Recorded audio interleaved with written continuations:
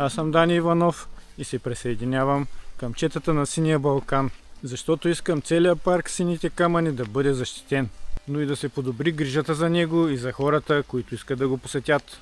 На парка му трябва план за управление, на който ясно да показва къде има пейки и места за хората, къде да са хижите за почивка и къде природата да остане непокътната.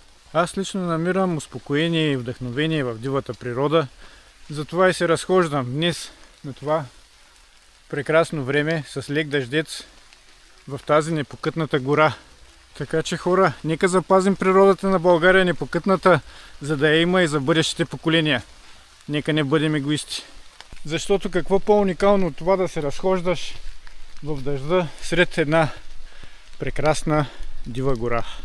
Така че на 25 октомври аз, Дани Иванов, ще бягам с цяло сърце, за да остане парк Сините камъни цял и непокътнат, с неговата уникална природа, която да остане за хората. Включете се и вие, станете част от четата на Синия Балкан на маратон Хайдушки пътеки.